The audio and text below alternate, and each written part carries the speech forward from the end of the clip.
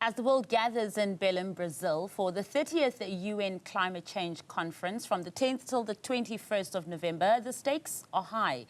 This climate summit marks a pivotal moment, a full decade after the Paris Agreement was adopted in 2015, when the climate agenda confronts a fundamentally transformed global landscape.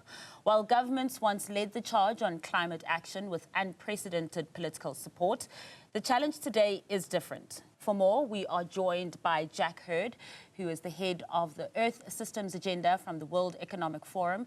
Jack, thank you so much for your time. Now, as I said in my intro, COP30 does mark a full decade after the Paris Agreement was adopted. Now, if you were to look back at the initial goals and the climate agenda from that time, fast forward to 2025, how would you say the globe is faring? Well, I think, first of all, thank you very much for inviting me onto the program. I feel like we've been making significant progress as a global community since 2015. And if we think about the main sectors of energy production, transportation, the built environment, we're seeing massive investments into an energy transition, a mobility transition, and a construction transition. And these three sectors are going in the right direction. The economics are sound, the business case is clear, and the political support and the policy environment is evolving, let's say. On the land use sector, it's finally starting to take place as well. We have a lot of interest now in a regenerative approach to agriculture. We have more understanding of and familiarity with the investment vehicles in the forestry space. And we have a greater conceptual understanding of what it means to protect the world's forests from deforestation and forest degradation and how they are so critical to the climate solution. And as you're speaking about, that positive offshoots as well, the private sector had also gained quite a bit of momentum, and it appears while there are positives and progress is going on, the private sector, with that momentum, is facing some obstacles from factors out of its control, such as, policy uncertainty, fiscal pressures, and geopolitical tensions that we're seeing this shift happening. What have been some of the key hindrances in the progress that could have also been made? Well, I think that's right. I mean, there are some political headwinds for sure, and they're coming out of certain quarters where there's questioning about the validity of the investments in what would be a new low-carbon future. Having said that, I think the underlying fundamentals are sound. The companies that have always been leaders in this space and position themselves as leaders, they're not going to be changing their business strategy based on the political cycles that exist in certain countries around the world. They feel that the economics are sound, they feel that the business proposition is sound, and investment is still happening, albeit at a lower profile, I think. On the policy environment itself, I mean, in order for businesses to really take off in this new space, they need to have policy certainty, they need predictability, they need enforceability, and they need transparency in the policy environment. And that's still a place where there's a fair amount of work to do. But I think the dialogue that's starting to happen more so now between corporate actors, financial institutions, civil society organizations, and governments is starting to point the way to the factors that are going to be necessary to crowd in the type of investment and bring about what they often talk about as the race to the top in terms of the best technologies and the best business models. So I'm feeling pretty optimistic about the direction. And with that policy environment uncertainty as well, albeit next to a progressive and private sector and growing economy as well, green market economy, will this uncertainty in the policy framework in any way kind of also pull it back?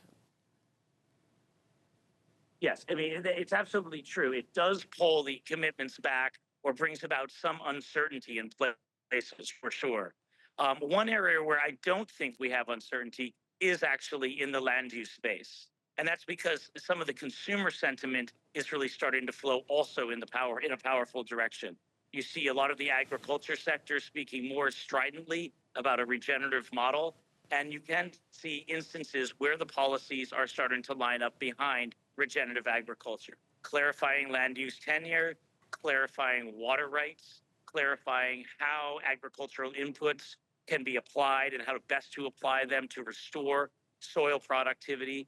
And we shouldn't underestimate the importance of the land use sector and forestry in this space. So yes, it is correct that some of the policies that are out there affecting mobility, affecting energy production, and affecting industry decarbonization create a bit of uncertainty. There are other sectors in other countries where the policy environment is pointing in the right direction.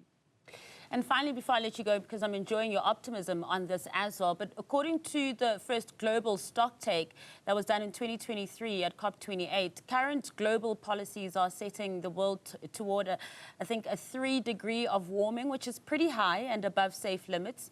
Do we have strong enough commitments to tackle this? And if not, what does that spell?